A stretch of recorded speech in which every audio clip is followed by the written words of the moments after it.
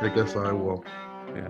All right. I don't know. Who? You say welcome to so far. Yeah, no, I can figure out what to say. Okay. All right. And Is take this it? Is this part of it? No. Have we started? This guy's giving Mike. What am I doing here? I don't know. This guy's telling me what to say. I'm not. Am I Ron Burgundy all of a sudden? Reading off a teleprompter? 3, 2. Hey, welcome to the debut episode of So Far. Now, what is So Far? Why? First of all, don't these guys have 9 other podcasts? Why is this? What's going on here? Why is this existing? Well, first of all, let me say my name's Tom Scharpling, and I'm here with Jason Gore. Hello. AP Mike. I guess not. Did we lose Mike? I'm There here. he is. Yeah, there he is. Mike, and then last but not least, Pat Byrne. Hello. How are you? So now what we're going to do is, look, Crosby, Stills, Nash, and Young have been this bizarre, hyper-fascinating kind of cultural thing that it's one of the, I don't know. I don't even know. I'm figuring this out as we talk. It's the whole thing is it's these two guys, David Crosby, Stephen Stills, Graham Nash, and Neil Young, who had this supergroup, arguably the first supergroup. And they put out records together and in different incarnations. And they've created this insane, huge body of work that some of it is my absolute favorite stuff, like Neil Young stuff, and some of it's my absolute least favorite stuff that's ever existed in anything. And the characters behind the music are just as fascinating as the music, if not more fascinating. And the way they fight and position themselves against each other, it's 4 of the most interesting people, regardless of how you feel about their music. So we talked about it, and we were just like, what if we did, especially during this current situation, what if we did like a bonus podcast where we went through the catalog and really tried to get to the bottom of certain things and find whatever truths are there and whatever surprises. And yeah, I don't know. We're going to go year by year through the body of work of Crosby, Stills, Nash, and Young. The 4 of us are going to go through the 4 of their body of work. And then we're going to evaluate it and rate it and rank it and discuss it. And I guess the first thing we can talk about is, of the 4, like, if each of us says what their what is your relationship to their work, what are your biases in favor and against members of Crosby, Stills, Nash, and Young, like where do you stand with them? So what if we start with let's start with Jason. Okay. Crosby, Stills, and Nash was the first concert I ever saw in 1990 at Roanoke Civic Center, Roanoke, Virginia. I hated it at the time because I was purely into Metallica with my mullet and my pube stash. But looking back on it, I look back on it fondly like, man, that was actually a pretty cool show. My mom and dad were both huge Crosby, Stills, Nash, and Young fans. Mom never liked Young, hated his voice. So she always supported Crosby, Stills, and Nash over Young. But Dad was always more Neil. I saw Neil Young with Booker T and the MGs in 1993. It was one of the first concerts I went to as well. I think that was probably the 5th show I went to with my dad. And then it became like a tradition of seeing Neil every summer with my dad. So, yeah, this is like a big part of my upbringing. Wow. And in terms of like each member of Crosby, Stills, Nash, and Young, there's some Graham Nash stuff I love. There's some Stills stuff I love, especially like Manassas and stuff like that. You know, there's some Crosby stuff that's okay. I don't hate any of them, but I'm pretty much like, Neil's my guy too. Sure. So Mike, what is your relationship to their bodies of work? Yeah, I started off very young, a Neil Young fan in high school. And then I sort of followed his other endeavors, you know, with Crosby, Stills, and Nash, the Deja Vu album. Then I sort of did listen to the Crosby, Stills, and Nash stuff, and I kind of liked it. What was that big? They had like a double album, live album. Four-Way Street. Four-Way Street, yes. I remember for whatever reason, I don't even think I own that record anymore, but I listened to that quite a bit when I was young. I didn't follow all of their solo endeavors. I didn't even go much further with Crosby, Stills, and Nash beyond like their first two records. So this will be a lot of new stuff for me. Only like a few years ago did I get familiar with If I Could Only Remember My Name, which I like that album. Which is a David Crosby album from, I think, 1970 or 71. Yeah. That's a really kind of a very, it's an album that's grown in stature, and it's a really like highly respected album now, but it wasn't always some reference point for greatness though. Yeah. So, but you know what I mean? That was not always something that people talked about as some classic album. No. I mean, I just became familiar with it, recently, relatively recently. Sure. So yeah, a lot of this stuff is going to be new to me. Even the Byrds stuff, I mean, I had all those Byrds albums, but for whatever reason, I didn't really, they weren't heavily played, Okay. It wasn't until they put out that big box set that was very famous, the CD set, and I started getting into them more. But even just going back and listening to the full albums now was, sort of, it was fresh to me because I didn't really get into those records one by one. Okay. Except for Sweetheart of the Rodeo. Sure. Which is my favorite Byrds album. Okay. Well, that's so yeah, you hit it from a different angles than Jason or me. And Pat, what is your relationship to these guys? Tom, next to nothing. Good. Well, then that's good. This is the fresh. Somebody's fresh in the mix. I mean, I like Neil Young, and I like David Crosby's voice, and I mean, I don't know fully how Neil Young. I'm going to be kind of learning from you guys. I don't even know how Neil Young is connected to the band because he's not credited on any of the album titles, right? So it's always credited as Crosby, Stills, and Nash, right? Well, here's the thing: is the first. Well, let's do the history right now. Okay. Yeah. Like basic history.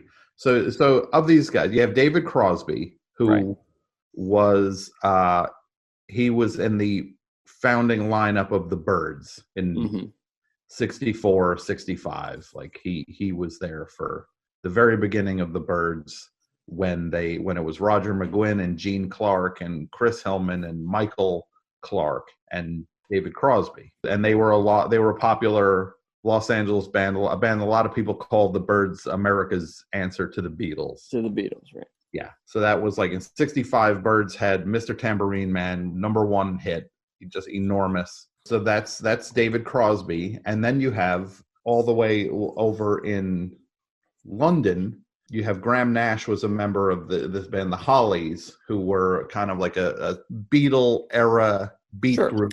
And it was him with who was he with? Alan Clark was the other.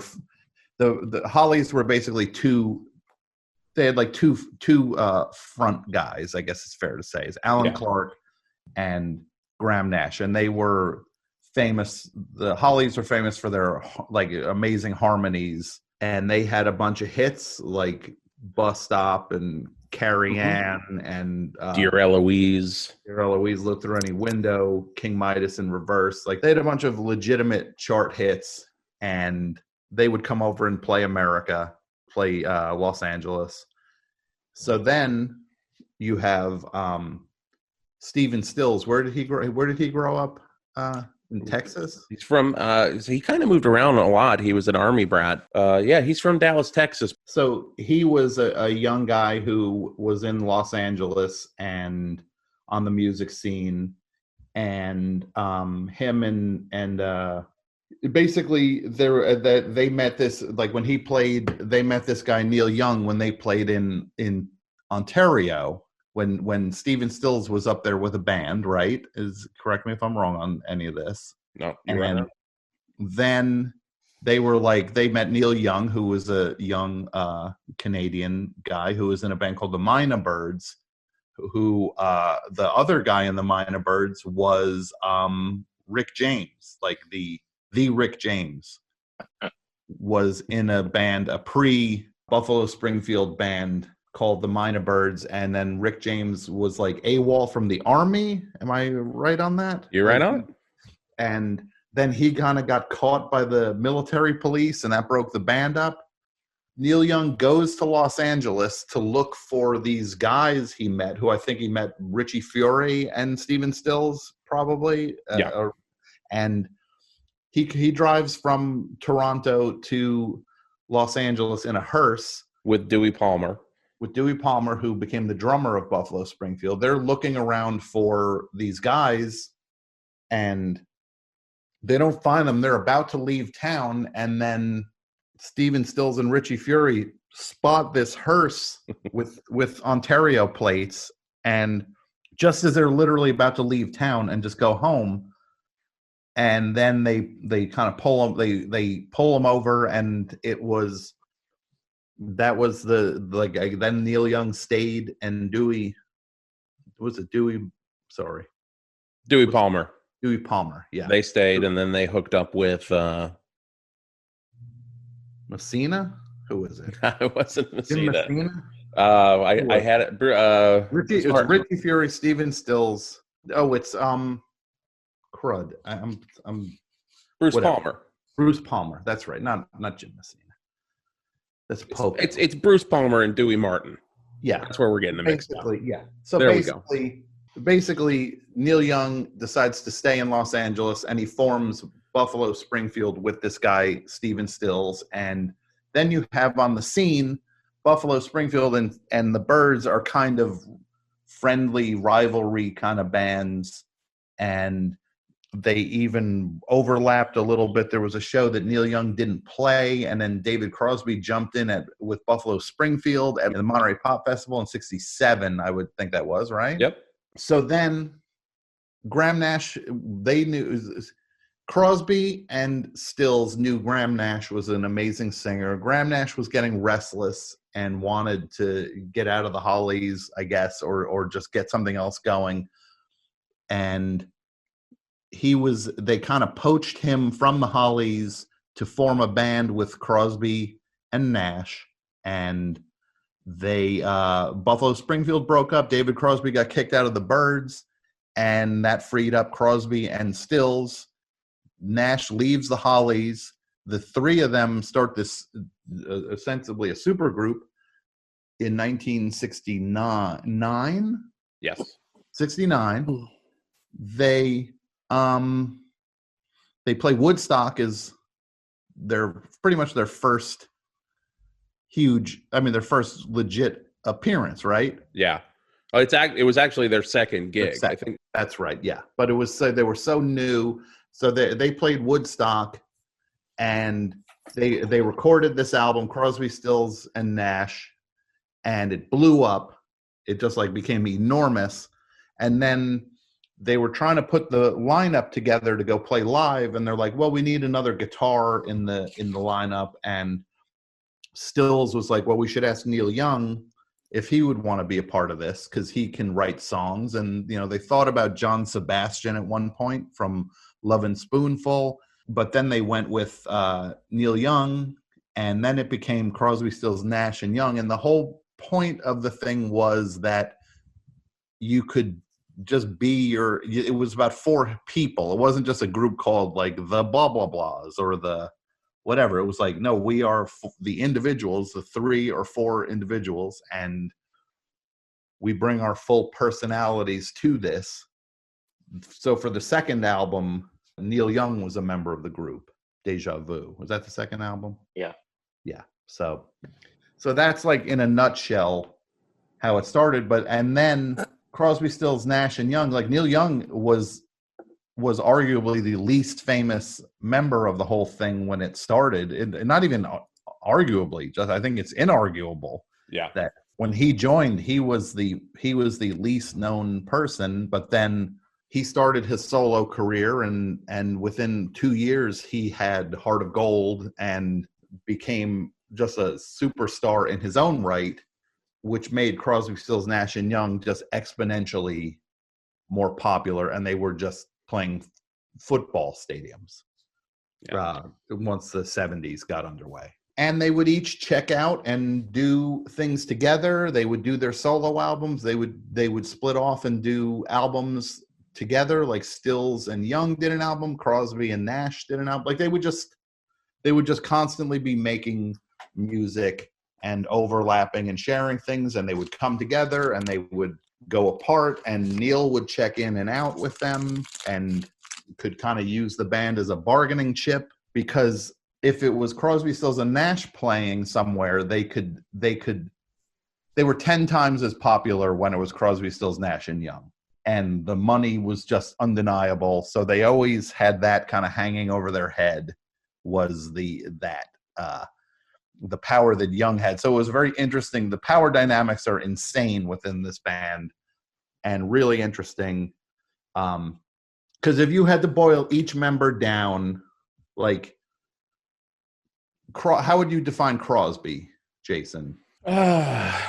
Broken, but very cocky. Very big ego, talks a lot. Self-admitted just that he's a jerk. Like he's the first person to say, I was such a jerk back then. And I think one thing that they all have in common, these four guys, is just towering egos. Yes. Like they all think they're the star of the show. Yeah, very much so. And they're all in their own way jerks. Yeah. Even Nash, I mean, he seems a little more humble than the other three. I would say he's probably the most humble, but even then, like his ego is way up there. Is it? Okay. Oh, yeah. If you listen to this David Brown audiobook, or you could read it in actual book form. I don't know. It's pretty embarrassing to reference a thing as an audiobook first. Makes me sound like an imbecile. Yeah. Have someone read this to you. Yeah. You know, they put that audiobook out in printed form also. Oh, you mean a book? What? Yeah. But it's like, yeah, Nash had his own brand of egotism going on. He was what politely in the book is referred to as I guess a coxman. Is that fair to say? Yes. Where he would sleep with anyone's girlfriend or wife. Oh, okay. He would swoop in. Yeah. Wow. And he was just unrelenting with that. And I'm not even putting a judgment on that. I'm just saying that I'm just trying to give you an insight into the kind of guy he was. Yeah. So he was kind of like to me, Nash is like a lightweight. He was more poppy than anyone else in the group. And he had the pop hits too. He wrote pop hits with that. I mean, Crosby was an egotist and just thought he was special in some way, got booted out of the Byrds for being insufferable, and could never write the big hit though. Like that's the one thing. He never was the guy behind the big hits, but he wrote really interesting things that were not nearly as conventional as like Nash would do. Like he always had this like jazzy bent to some of his composition, to where like Miles Davis wanting to cover like Guinevere is very telling that Miles Davis wanted to cover a Crosby song. Right. Stills was kind of like, cocky. I don't know, cocky also, yes. Cocky. I think him in a having very Texas way, like a very very like military. Though he never served, but he would wear, like an outfit. Yeah, he would be into like either paramilitary outfits or straight up football jerseys. Like way like you want to talk about being pioneering. Stills is the guy who popularized football jersey, like just wearing a jersey with another person's name on the back. Stills is one of the early adopters of that. Yeah.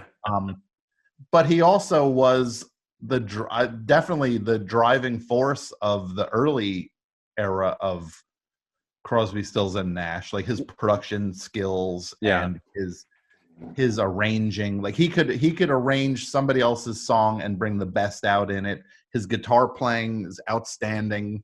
Well, he played all of the instruments on the first record. Yeah. And he was in the studio just fueled by cocaine. Who did? The other guys would just step out and then come in, sing their parts, and then Stills would be there until the morning, fueled by cocaine. Yeah, because weren't they called, like when they first like recorded something and like leaked it to radio, they called themselves the Frozen Noses, which is some pretty sweet coke lingo. Yeah. But I would say also, like, I feel that, you know, Stills was a driving force, but I do think cocaine was a huge driving force for this band. Okay. So they did it throughout the entire history of Crosby, Stills, and Nash. The cocaine is the fifth member. It is the fifth member. Yeah. Crosby, Stills, Nash, Young, and cocaine. Okay. So that's Stills. And then Young is the guy who is just dances to the beat of his own drum, does literally whatever he wants, and can just vanish on people when he no hesitation, whenever he wants. He would just leave a thing midstream. They'd find out he was gone the next morning if they're recording an album and he wasn't feeling it. He left Buffalo Springfield so many times. Yeah. And he was definitely had a competition going with Stills in Buffalo Springfield. Like they were the two front people in Buffalo Springfield and the two primary songwriters. And yeah, so that's everything that led to these guys all intersecting and becoming Crosby, Stills, Nash, and then Crosby, Stills, Nash, and Young. So what we're going to do is we're going to go through the catalog. We'll do a couple years per episode. Does that make sense? Yeah. Sounds good. Right? Yeah. Yeah.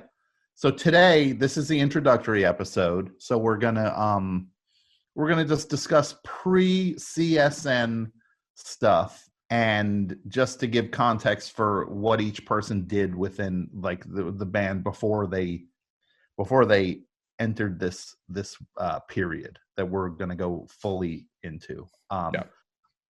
Because so what are some things we want to track through this? I think some big goals would be, and we don't even have to do this for this one because this is when the run starts. So this would be like episode 0 in a way, right? Like. But some of the things we can rank, I would love to be able to come away from this saying without a doubt what the worst song on any of their records is. Like at the end of this to be like the worst song that anyone in Crosby, Stills, Nash, or Young ever recorded is blank. And some people are going to just say it's probably the disco song Stephen Stills did and that we can just stop doing this right now. Right. That's what I want to get from it. Oh, I've got some nominees. Yeah, no, I've got plenty. But we're gonna go through it and we're gonna get to the bottom of it. We're also going to talk about the best too. So we're going to do the best and worst. This is not. This is not some hatchet job thing. We're gonna talk about the great stuff, the not great stuff, and all of it. We're just going to get, but we should set some specific goals. Like what is the worst song within a certain year for each year? What is the worst song between the four of these guys? And what is the best song between the four of these guys? Yeah. So we can track best and worst. We should track true cringy moments. Oh no. What's that? We called that segment "Oh No." Oh no, that's right. Yes, we call that "Oh No." Oh no, for cringe moments that covers drugs, musical choices, personal choices, fashion, bad album covers, etc. Exactly. And if anybody amongst the four of us has ideas for other things we should track, let's keep that in mind. If you have any now or you want to come up with any, we can, We also have monumental moments. So we kind of talk about, like, I would say the two cars passing where the members of Buffalo Springfield recognized each other and saw a hearse with, Ontario plates. That's a monumental moment for Crosby, Stills, and Nash. Yes, absolutely. So who had the best year? Who had the worst year? Exactly. We can do all of this while we figure out who these people are and what and what they made. Do we rank the members? Yeah, we rank the members for each year, and we can even do an episode 0 ranking just of the easy to see who was 1 through 4 for the pre-CSNY years before pre-69. So let's start with the Byrds with Crosby. There were four Byrds albums. Crosby was on 5 Byrds albums. He wasn't. There's still traces of him on the 5th album, Notorious Byrd Brothers, even though he was out of the band. Some of the recording and some of the songwriting he is responsible for. But the main things are the first album, Turn, Turn, Turn. Oh, no, the first album was Mr. Tambourine Man, then Turn, Turn, Turn, Fifth Dimension, and Younger Than Yesterday are the 4 that Crosby was an active full-time member for those. Now, are we looking for the best Byrd song or the best Crosby Byrd song? Well, I think we don't have to be as specific on this because each member was kind of Crosby was arguably the 3rd, if not 4th, most important member of the Byrds. Yeah, behind Roger McGuinn and Gene Clark and Chris Hillman. You know, Chris Hillman writes "So You Want to Be a Rock and Roll Star," and they just have they were just bringing more to the table. I mean, Gene Clark was just a genius. I feel. Yeah, completely. I don't know. And we can't ignore the fact, and this, you know, I sort of listened to the records one after the other. We can't ignore the fact that Bob Dylan is really sort of also a member of the band since they're covering so many of his songs. Yeah. That drops Crosby's ranking as well. Yeah, I always saw them as kind of a glorified Dylan cover band. Okay. Yeah, I mean, I was curious. I mean, it goes on, you know, through all the records. They're still they're doing Dylan covers, I guess, until the Notorious Byrd Brothers. Is there one on? I don't think there's a Byrds cover. A Dylan cover on. Wait, there's one on Sweetheart of the Rodeo too. So I mean, it keeps going. Yeah, Fifth Dimension didn't have one. Fifth Dimension and Younger Than Yesterday don't have any Dylan on them. Oh, okay. But because that's like Gene Clark. Gene Clark really like on Fifth Dimension, which is my favorite. That and Notorious Byrd Brothers are my favorite Byrds albums. Like that's when Gene Clark got booted out midstream, and so then you have more David Crosby songs on the record. You do have My Back Pages on Younger Than Yesterday, though. Yeah, I was just going to say. Yeah, oh yeah, of course. No, I'm sorry. That's You're right. You're right. I missed the biggie. Yeah, I So, but on Fifth Dimension, he did not. So I just wondered listening to these albums if that was sort of common things that they did back then. Everybody was covering each other's songs. It wasn't such a big deal. But I just wondered if Dylan ever got annoyed that here's a whole band. It's kind of like just half their act is like doing covers of his songs. It just, I'm sure. Well, Mr. Tambourine Man was a pretty big hit. So but you could make the case that all of these bands were. That's how Dylan was getting rich was on. Yeah. Because Sonny and Cher are doing All I Really Want to Do, and the Turtles are doing It Ain't Me, Babe, and the Byrds are doing song after song, and it's like the Byrds kind of, maybe they didn't introduce it. I don't know if somebody was ahead of them, but they were the ones that popularized the idea of covering Bob Dylan and taking these folky songs and turning them into rock songs. Did Peter, Paul, and Mary, were they before with Blowing in the Wind? Yeah, I guess they were ahead of it, but I mean, just in terms of actually appealing to like kids, though, to like the Beatle era. Yeah, like the Byrds suddenly, Bob Dylan was the architect of all these hits, and they're I don't think Dylan, maybe he didn't respect it, but I don't think he could have been. I don't think he would have been too down on it. Yeah. He was getting paid well. Yeah, I mean, yeah. So Mr. Tambourine Man was so huge of a hit, and that's also just like a reputation maker for a different crowd for people who weren't coming out of the folk background where they were just because Dylan also, you figure 65, that's when Dylan's starting to get closer to these guys, if anything, by adding rock full instrumentation to his records. Yeah. With Bringing It All Back Home was the first one that was like half full band and half solo. Right? Yeah, Mike? yeah. Yes, Yeah. yeah. And that's when my favorite Pete Seeger wanted to get his axe and chop the soundboard because he couldn't handle the idea that he was doing he was playing with a rock group even though the album had been out for 4 months. I don't know what these people were. That's the one thing I'll never understand. They were acting shocked that this guy had a rock group with him.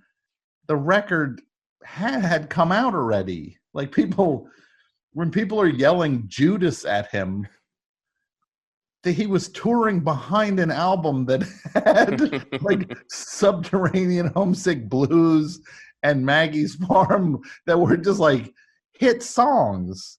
But was the Electric Band experience with Bob Dylan at that time live, was that just, kind of like how people would say the Who were a live experience, they were loud, and then on the records it didn't show?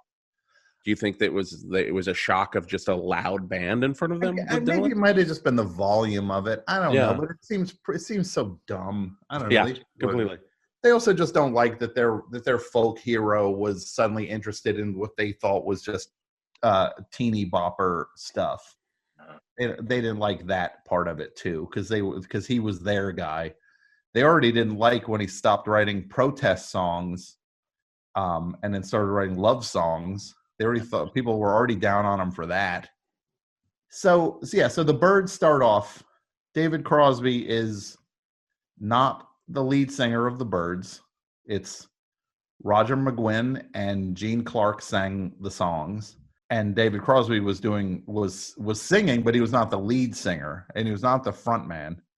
And he was also, I guess, best known for wearing a this kind of like, what would you call that thing he was wearing? This cape, right? Well, he had two. Yeah, he had the cape, but then he also had the Russian outfit too.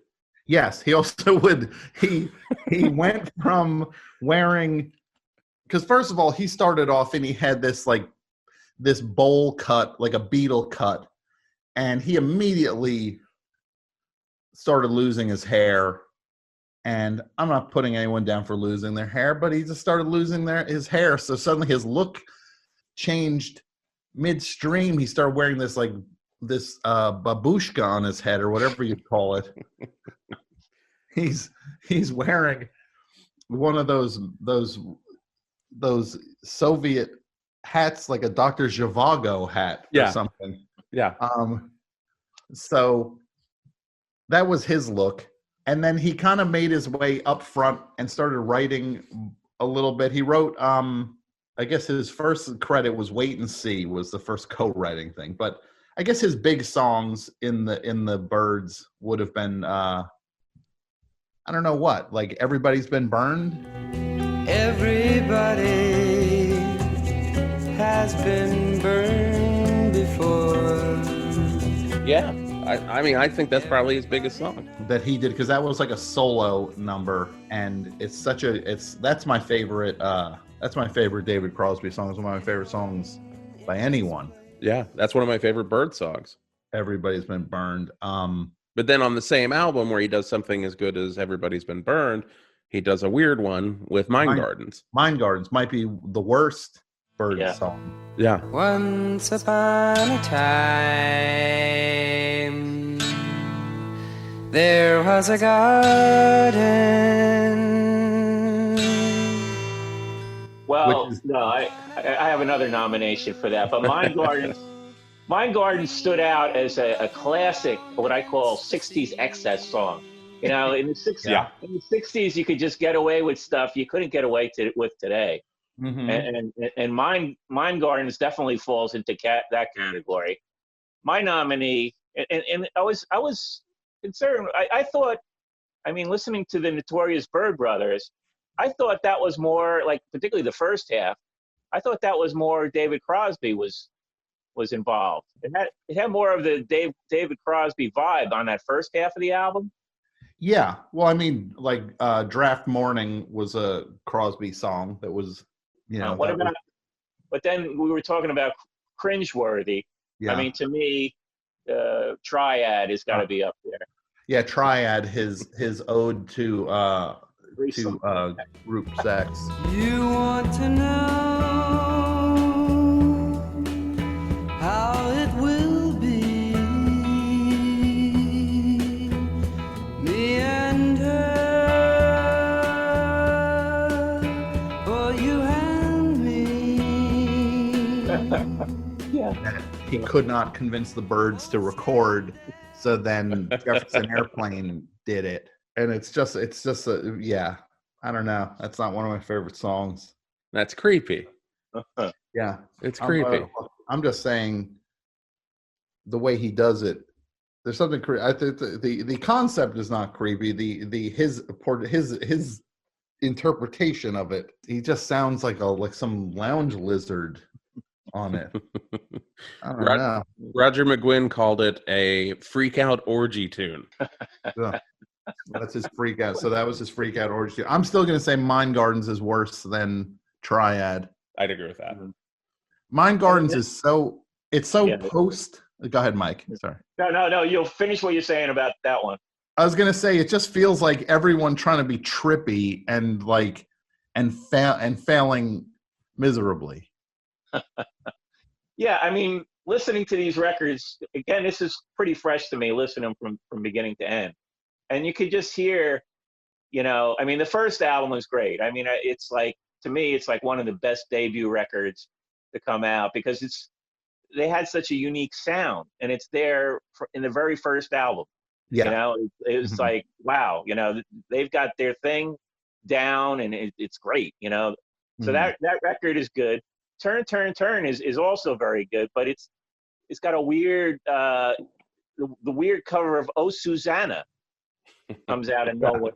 Will I come from Alabama with a banjo on my knee? Like where did that come from? I was wondering if they thought they could just put like a Byrds twist to every song under the sun. And I think if Turn, which was like Turn's like a folk standard, right? I guess they must have thought like, yeah, we can do whatever we want. Yeah. Just looking at that information up, Roger McGuinn told the journalist Vincent Flanders that he was dissatisfied with Oh Susanna, saying it was a joke, but it didn't come off. It was poorly told. Yeah, I'm going to say that sounds like it sounds like somebody kind of saving face a little bit. And then on Younger Than Yesterday, you also have the 60s excess, I'm calling it, CTA 102. Yes. Which is, what was that all about? CTA 102, we're over here receiving you. Yeah, it's not a good one. Every one of these records has one kind of like, they all have a little bit of a trippy expander of a brain expander that doesn't work. And you can hear that they had listened to Revolver, so there's a lot of that sort of that tape sound, like backwards scrolling. Mm-hmm. That's on there. That CTA 102 is big on that. And then on the Notorious Byrd Brothers, they discovered the sitar. Oh yeah. So you get a lot of that, and then they've got that instrumental Moo Graga. Yeah, well, that was a bonus track to the. Was it? Oh, okay. That didn't make the Moo Graga was not on the original thing, but that is insufferable. Yeah. That's just like that's a rough one. I mean, Space Odyssey to me on that one is is right neck and neck with it in terms of. But when you look at them, when like Fifth Dimension has like 8 Miles High, which I think is one of the best songs to come out of the 60s. And that's one that was David Crosby, Gene Clark, and Roger McGuinn wrote that. co-wrote that, and that was just like that to me is the Byrds. That album is the Byrds at their peak because it's they're getting a little trippier, but it's still manageable, and the songs are really good with like What's Happening and I See You and Mr. Spaceman, and they're just like they're really I don't know. I love that. To me is that and Notorious Byrd Brothers, like I said, are my favorite Byrds album. Sweetheart of the Rodeo, I like it. I almost don't even think of that as a Byrds album in a strange way. I think of that as like it's like Graham Parsons jamming with the Byrds. Yeah. Album. Like, so but McGuinn has some good songs on there. I mean, again, they're Dylan covers, but you know, to me, that's their solid record for me from beginning to end. But you're right. I mean, Graham Parsons is in there, and it's actually, I think that may have sort of lured me back to that record. You know, when I got into Graham Parsons, you know, it's like, you know, I knew he had a couple songs on there, but I never really listened to the whole record a lot. And then, I just went back, and to me, that's like, that's my favorite records, the first 6 albums. Sure. And they've since released the stuff because they had wiped a lot of Graham Parsons vocals, I think, due to contractual stuff? I can't remember what it was. Oh, really? I didn't know that. Like that. Yeah. But I love that album. That's one of my favorite albums of all time. But for some reason, I never went anywhere else in the catalog. I just someone got me into that album. I love it. I know it front to back. Sure. But I don't really know any other Byrds albums. Well, because the funny thing is that album is such an anomaly in their catalog because Graham Parsons was out. He didn't stick around after that. And then, I love Graham Parsons. Yeah. I mean, he was just like this kind of like this comet that ran through this band within like a year or however long. He was out as soon as he was in. Yeah. But I mean, if you're going to replace David Crosby, it was a hell of a replacement. Yeah. It's pretty impressive that they made that album, and then they ended up kind of being slightly jammier, and they put out a double album that is one album is live and one album is new studio stuff that was called Untitled, and that was them kind of getting their feet back on the ground, and that has the song that I've discussed on the best show for 10 years is Chestnut Mare, Roger McGuinn's weird love song to a horse, and him trying to capture the horse. Very strange. So Crosby was in a band that had a lot of big personalities. The Byrds had a lot of big personalities right off the bat between Roger McGuinn and Gene Clark and Chris Hillman, and then so he was considered like a jerk by the standards of people who were also not wallflowers. Right. They were trying to be more serious, and Crosby was the guy standing on stage telling everyone that, JFK was shot from 3 different people. Yeah, like he would go on in a concert, he would start talking about the JFK assassination, which was at this point 4 years ago. Like he was telling everybody that it's a government cover up, and so the other guys in the Byrds just could not handle that. Yeah. And they fired him. And then on Notorious Byrd Brothers, the cover, they replaced David Crosby with a horse on the cover, which I guess now in retrospect, I'm sure Roger McGuinn came up with that with his love of horses. He loves those horses. Yeah. And for more evidence of this, I don't know who had control of it. I wasn't even aware of it. Listening to the Notorious Byrd Brothers on Spotify, there's a hidden track. There's a hidden track in the last song, and it's basically Crosby getting into a fight with the drummer Michael Clark, and it's funny because that's what he's known for, being an ass, I guess, and you here's first hand evidence, and the drummer is just so annoyed, and Crosby is just like trying to coach him what to play. So at one point, Crosby says, "Don't play, clip clop, like a horse." And so then they start to take, and that's literally what the drummer does. I mean, it's hysterical. Man. and it just breaks down when when he does it. So I encourage everybody to check that out. You have to go into the last track about halfway through. It's like a 13-minute track, and then you get this studio argument that breaks out. It's really funny. Okay. What would you say, everybody? What is Crosby's high water mark and low water mark in the Byrds? I'll say it's Everybody's Been Burned. Yeah. And co-write and 8 Miles High, and then Mind Gardens is the low point. I would agree with that. What album is Everybody's Been Burned on? That's on Younger Than Yesterday. Oh, is it? Okay. Yeah. Because all right. Because I thought it was sort of a drop off from the first album through the third album. I liked. Okay. Sure. Yeah, Spotify. Oh, there it is. Okay. So, what do you think? What are your thoughts then, just off the top of your head, Mike? Yeah. No, I liked. Yeah, that's a good song. So yeah, I would say that. I'd have to go back, but the like I said, the first side of Notorious Byrd Brothers, I thought that was mainly Crosby. Like going back, is that him? Well, Draft Morning is the biggie he has on that record. That but one.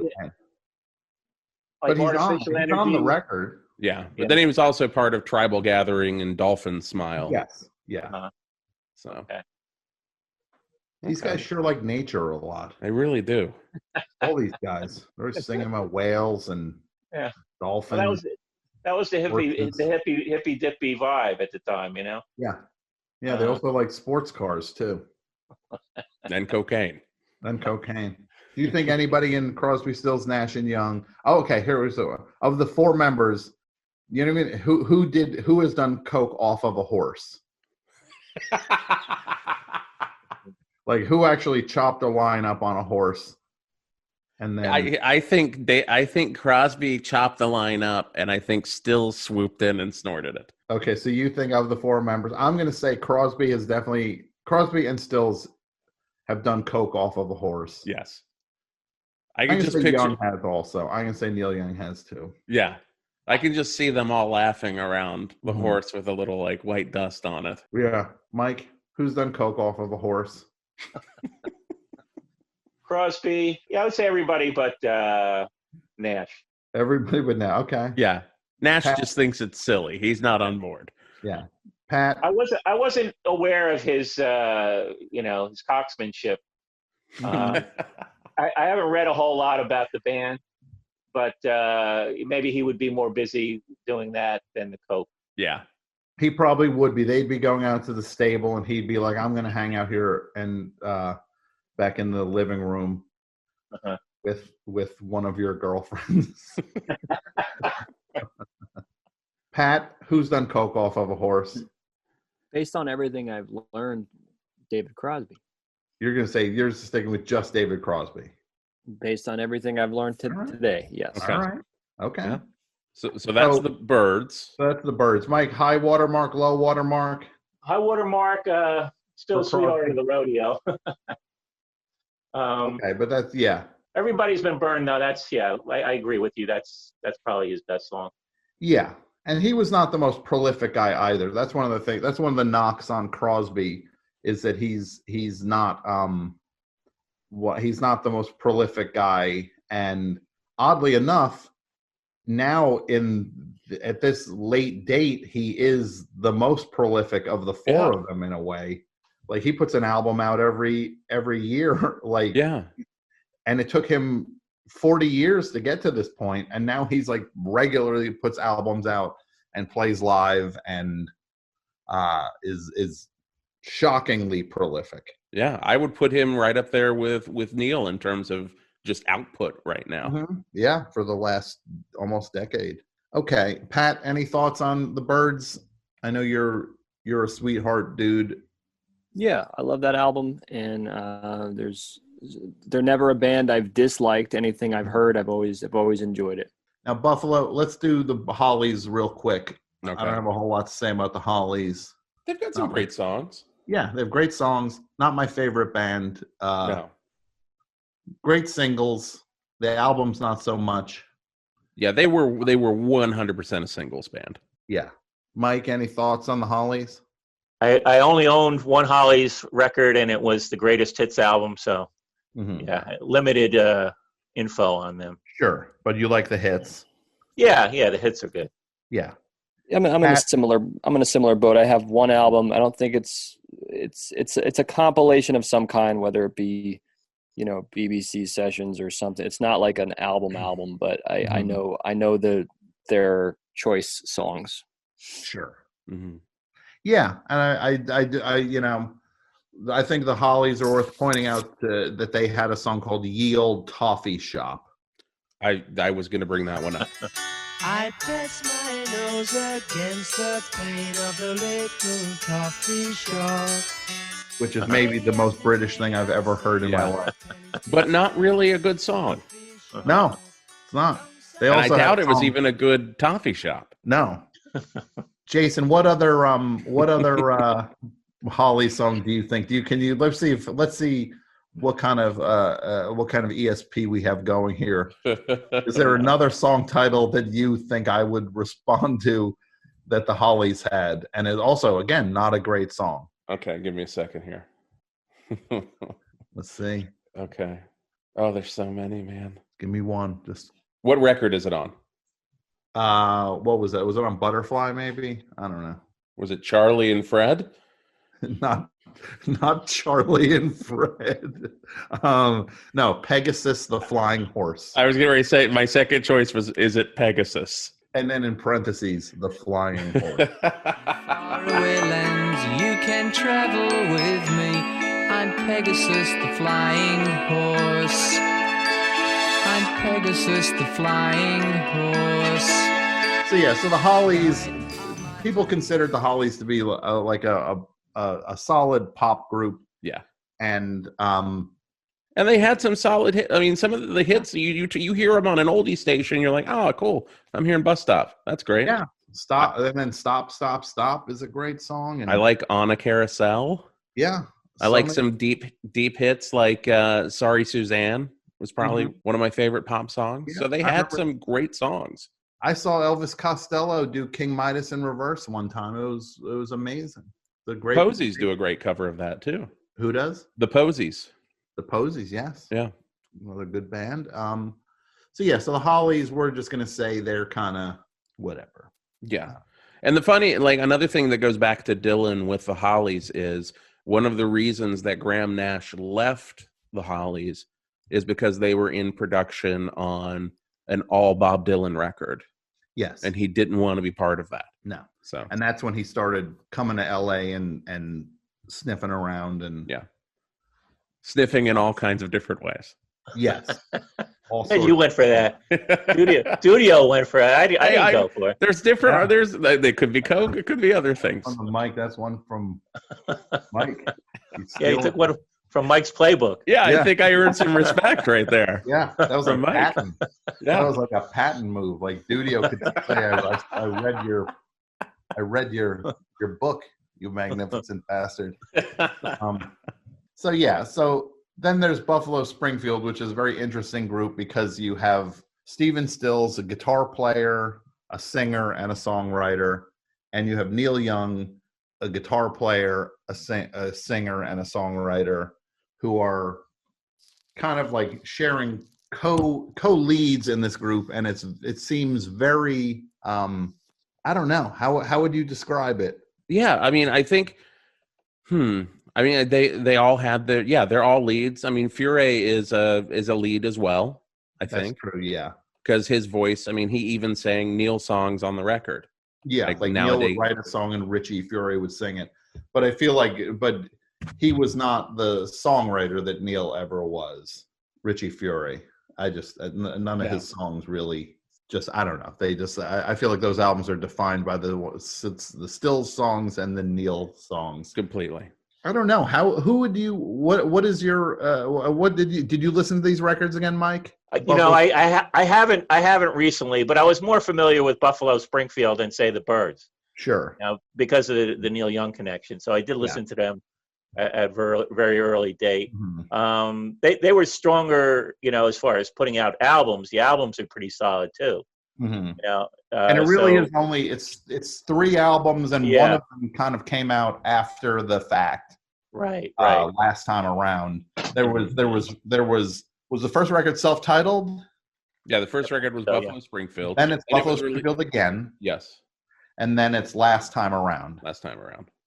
And they had been because they were falling apart, and they kind of fell apart, and then kind of cobbled a third record together. Yeah. But of the Buffalo Springfield records, I mean, it's like you're talking about so many. Like Stephen Stills was on fire in Buffalo Springfield. It was right from the start.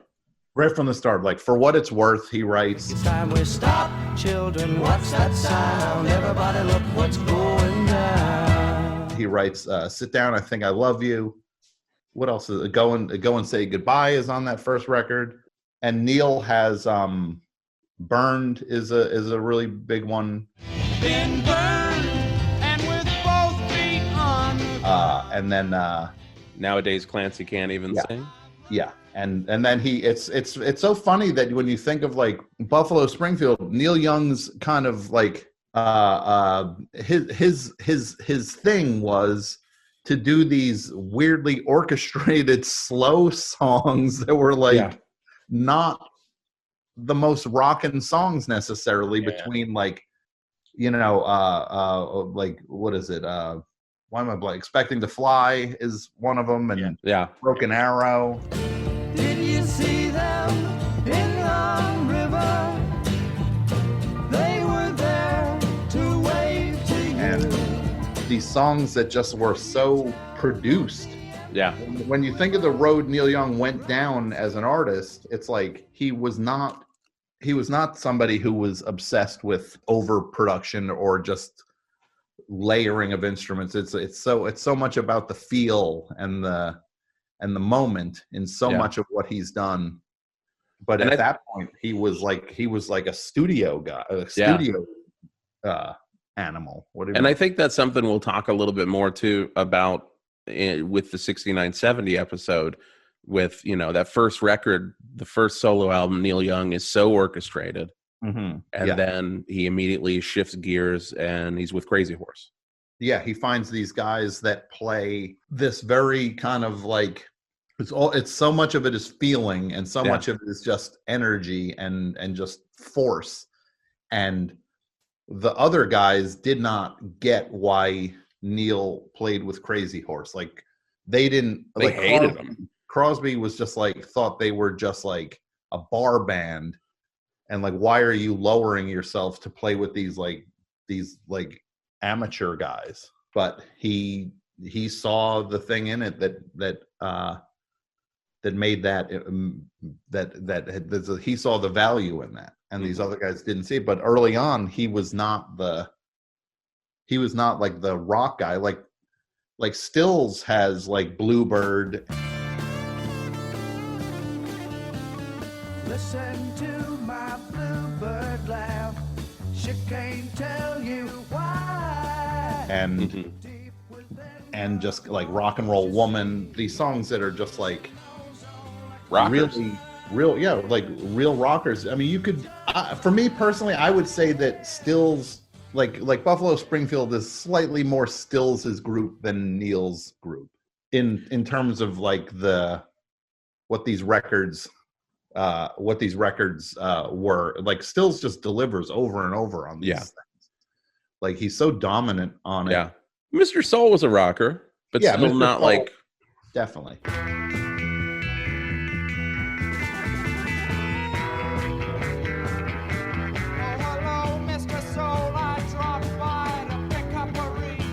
Yeah, but not to like the degree of like Rock and Roll Woman or something. Yeah, but he just like it's like Neil was still figuring himself out a little bit here. I think Stills knew who he was. Like some of these Stills songs, on those records, you just know he already has this really good idea about what he wants to do and who he's going to be. And like even a song like 4 Days Gone is kind of like that's like the sound.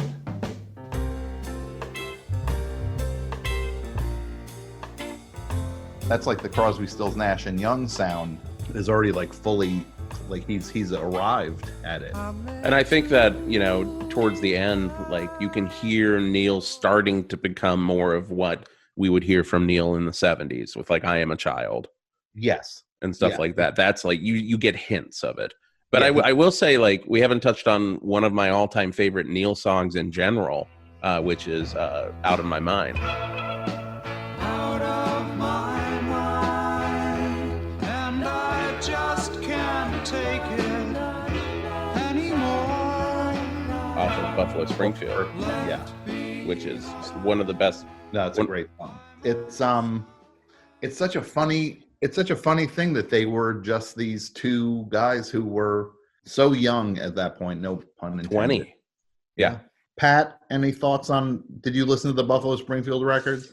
Unfortunately, I did not. Well, you got. I wish I did, but I'm sorry. They're great. They're great records, man, and I can't wait to hear what you think when you do listen to them because there are some solid tracks on here. What songs do you know of those? Though, do you know? I mean, for what it's worth. How does it go? That's the one that's like, oh, you better stop. Hey, what's that sound? Oh, yeah, that's them? Yeah, that's them. Yeah. Oh, yeah, that's pretty good. Mr. Soul? How's that one go? Boom, boom, boom, down. Well, hello, Mr. Soul. I dropped by just to pick up a reason. I don't think I know that. Well, you got an adventure ahead of you because some of these things. I'd say if you listen to that second album, you listen to the first two albums, Pat. I think you'll appreciate what they were. Like Rock and Roll Woman, you'll know also. That's like la da da da da da da da da la. There's a woman. You'll know it if you hear it. Okay. When you hear it, you'll be like, oh, I know this. Yeah. But they burned bright and then flamed out. So what is the high water mark for Stills and Young in Buffalo Springfield? What are we looking at? For me, for Stills, I mean, you've got For What It's Worth, but I want to kind of look on the outside of that. I think Bluebird's always stuck out for me. Yeah, I would agree with that. I think Bluebird is really I just think it's such an amazing song. It's got such amazing guitar playing on it. And I don't even know what a low point would be. I don't even know. I think the low points in Buffalo Springfield for me are the other guys. Yeah, like A Child's Claim to Fame. Yeah. Yeah, I've never been big on like Richie Furay stuff, and it's like I'm not going to listen to Poco. Yeah. So, Mike, what would be like high water mark, low water mark for Buffalo Springfield with Stills and Young for you? Yeah, I would say Bluebird. And I had like a double album. It was like greatest hits, and it had I guess maybe it was a live version that wasn't on the studio album. Okay. And it was really good. I mean, it was like over 7 minutes long, and it was just sort of Stills at his best. And Mr. Soul and I Am a Child. Those are the Neil songs that stand out.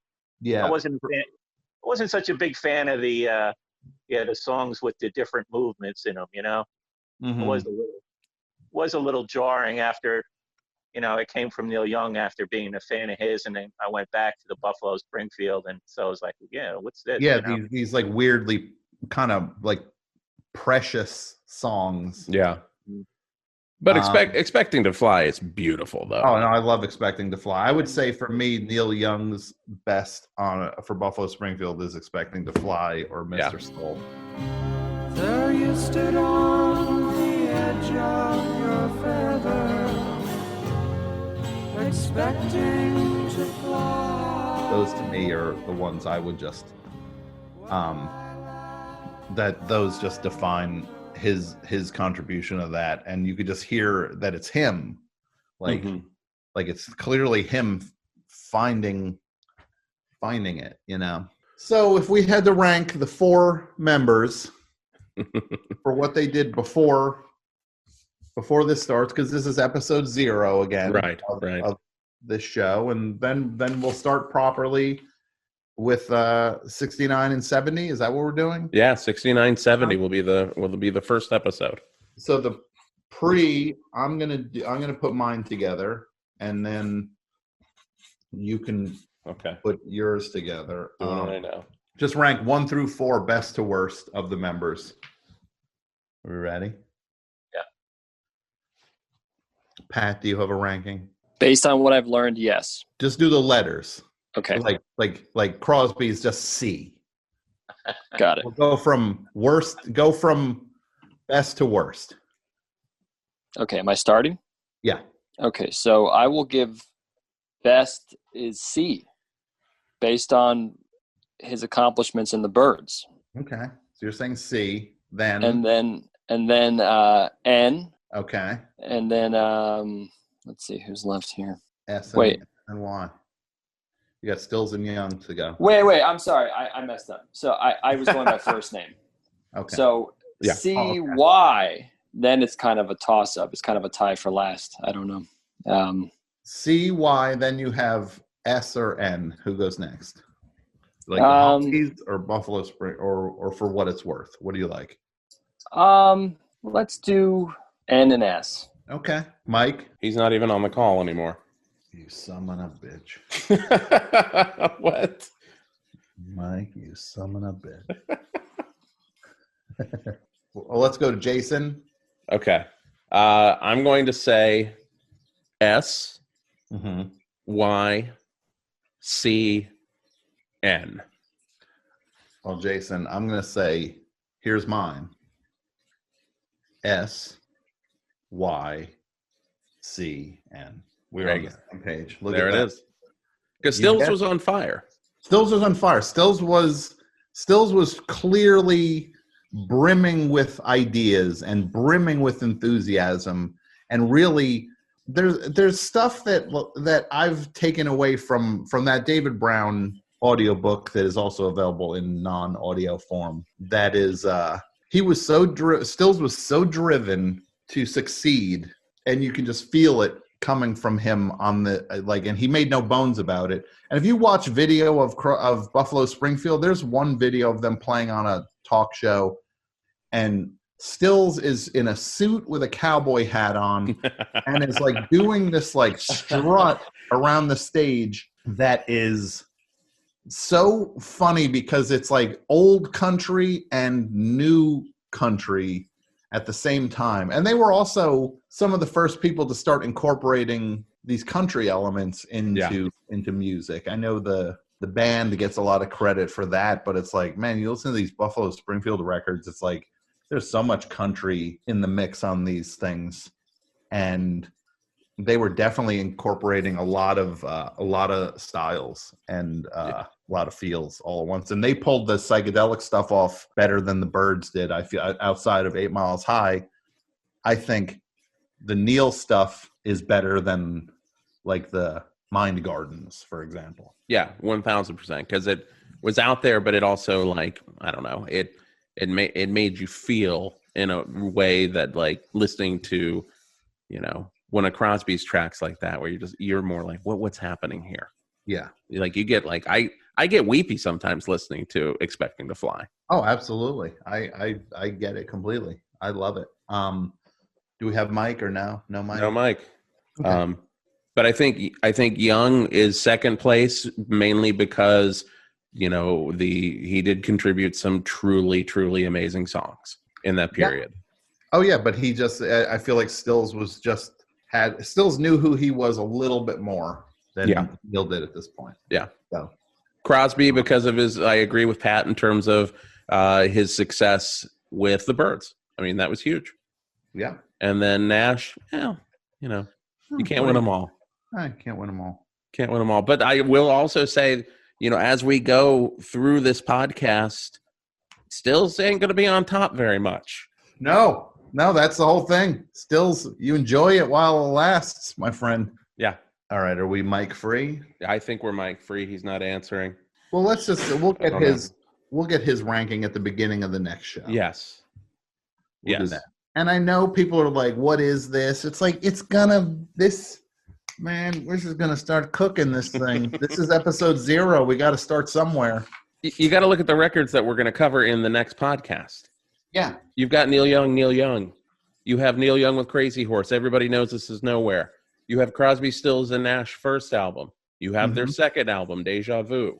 We have After the Gold Rush. And then we also have Stephen Stills' self-titled solo record. Yeah. I'm glad you just said all that because I had no idea we were going to listen to all those. Yeah. Yeah. Well, what about If I Can Only Remember My Name? What year is that? That's 71. 71. So that'll be in the episode after that. So so a lot to cover, and it's going to be worth it. It's going to be fun, and everybody, we're doing stuff. This is for Patreon people.